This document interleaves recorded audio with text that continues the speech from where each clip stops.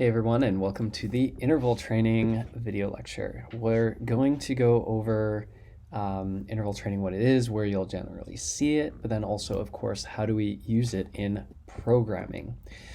So a general overview of interval training is anytime you intersperse higher bouts of effort or intensity as far as your exercise and balanced out or countered or interspersed with rest periods.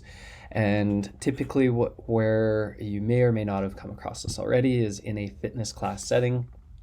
Oftentimes they'll set up a circuit and you'll have 20 seconds, 30 seconds to do an exercise. You do it at a fairly high intensity, and then you get a break as you move to the next exercise or next workout station.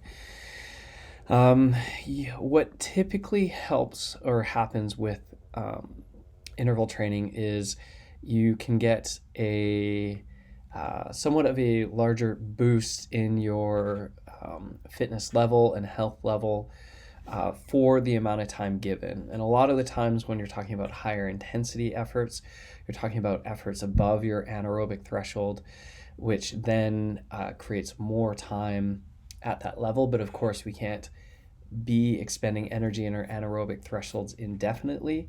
So increasing the amount of volume or time that we get in that area helps increase both our anaerobic threshold, but also our VO2 max. And that's the end goal, which if those two levels get bumped up, the amount of work we can do underneath that level, so below our anaerobic threshold, increases, right? Because we can do more work for less effort. So that's kind of the goals with interval training, I'd say both from a health perspective and a fitness perspective. Now, there's a few things to consider when we get into the variables that we can change for interval training. The distance or duration of the interval, we can make them longer or shorter as far as time and distance. The intensity at which they're done at, again, normally you can set that, and we will come to see that the duration, either time or distance, also comes into play with that. Their duration and type of rest periods between intervals. So there's two different ways we'll come to see something that's active or another that's passive. Number of interval repetitions. So usually we can increase the volume, typically depending on the exercise at hand, how strenuous is on the body, and how long these intervals might be. A general number would be somewhere between 4 to 6, although if you're doing purely anaerobic work, we can see up to 12 is not uncommon. And then last but not least, frequency of training. We'll cover that in a bit more detail. And we will find because we're spending time above our anaerobic threshold, we can't always have a high number of training sessions each week that is based on interval training. So we'll start with our training intensity. Again, we try to use some sort of percentage of our max heart rate. We use that as a target, although we can also use pace. So as you know from some of your lab work, or maybe you will recall this, but as you put out a big effort, what happens is the heart rate will lag behind the actual workload. So unless we have that very graded stepwise incremental increase in workload tests, our body needs time to catch up. And if you recall, it's about 2 to 3 minutes for our cardiovascular system to catch up to the workload that our bodies are actually doing. Now, when we have shorter intervals, so for example, if Wingate test is 30 seconds, you wouldn't necessarily do that in intervals. But if you're doing anaerobic sprinting, let's say 100-meter sprints, that's 10 seconds. It's going to take, again, a little while for our bodies to catch up with that. So it's hard for us to set a heart rate target if we don't even hit that heart rate target until after the actual effort has occurred. So for those, we set a pace, and that's what it means, best time for length of interval.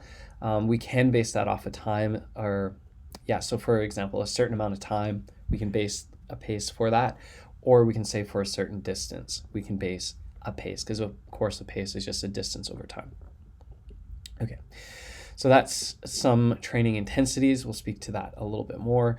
So guidelines based on desired focus. Again, what metabolic pathway are we thinking about? So I mentioned if we're doing anaerobic 100-meter sprints, we're looking at ATP-PC typically as our primary focus, and a little bit maybe glycolytic in there if we're doing intervals in particular.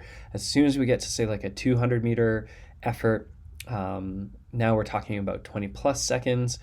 And if we're doing a full 400 or more, we're definitely in glycolytic. So depending on which one of those anaerobic systems we want to train, we'll say 90 to 100%, so almost a full out effort based off our time for a given pace, based off our heart rate.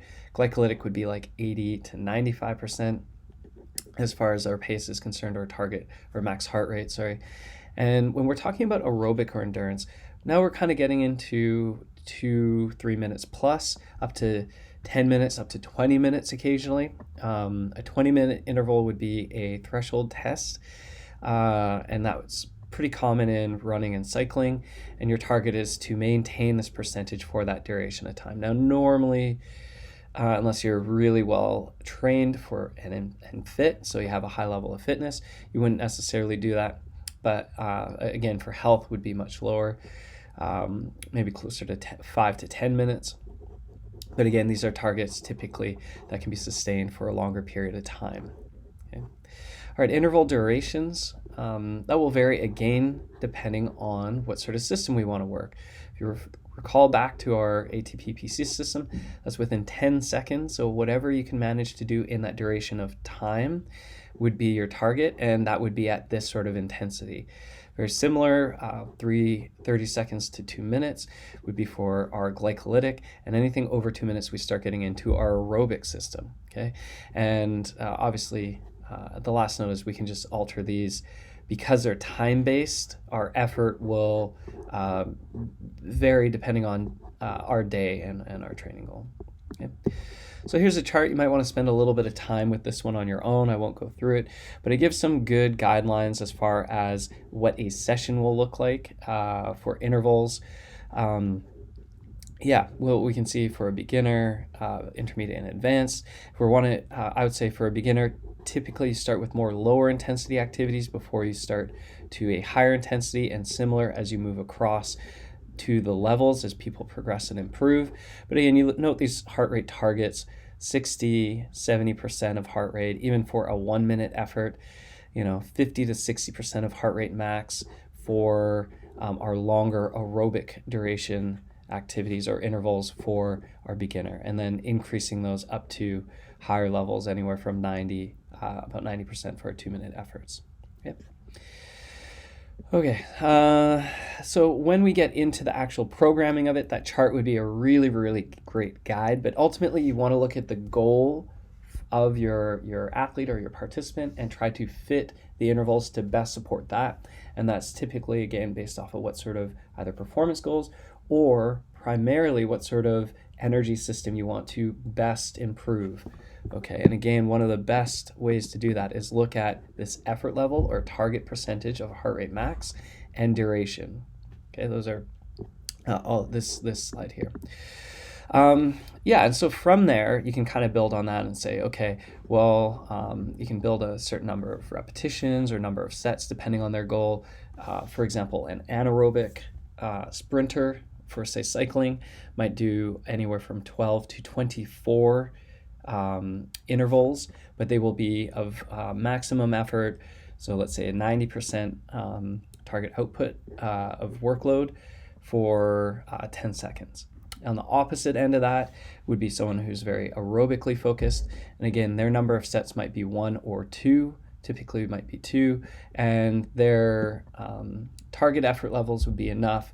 So about 70 to 85% of their heart rate max for anywhere from, let's say, 8 to 20 minutes, depending on their goal and their current fitness level. Okay. Ultimately, the rest period will help dictate that as well. So for those very, very long intervals, you'll have about half the amount of time to recover, and that is very endurance focused. Whereas if you're thinking more anaerobic, you actually get extraneous amounts of time to rest. or you can use heart rate as a target. So you can say you start your next interval when your heart rate returns to an aerobic level. So for these age groups, it's roughly these targets. Okay. And so usually, again, if you're talking about a ratio for our endurance athletes, it's about a 2 to 1 typically. So 2 minutes for every 2 minutes worth of work, you get 1 minute rest. And if you flip that into the anaerobic system, it can almost be a 10 to 1, where our anaerobic athletes might say, again, they're not working for 1 minute, but let's say 10 seconds, maybe up to a minute, and then they get a double the amount of time as a rest, or sometimes even up to 10 times the amount of rest, depending on what the goals are for that system and that training day. When you're recovering, you can do one of two things. If you're, again, anaerobic, typically it's very passive. So for these high intensity short intervals, you're really doing nothing in between, maybe walking back to your start position.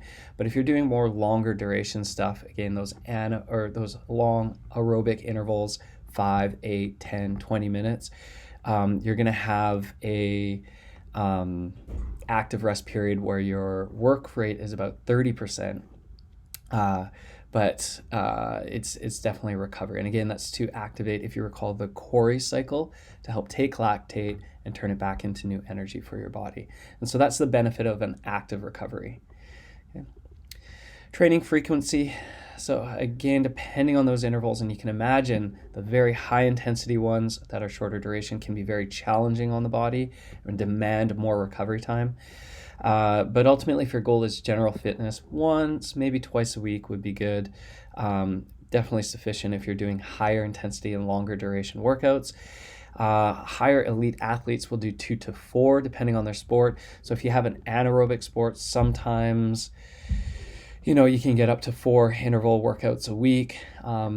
Endurance athletes, because the intervals can be quite long, quite challenging, and high intensity on the body, relatively speaking, if you're doing 2 a week, that's pretty impressive. Once you start getting up to 4, that gets very challenging and hard on the body. You don't necessarily have enough time to recover. Okay, so that was a glimpse into interval training, what it is, what our targets are, and how to program for that.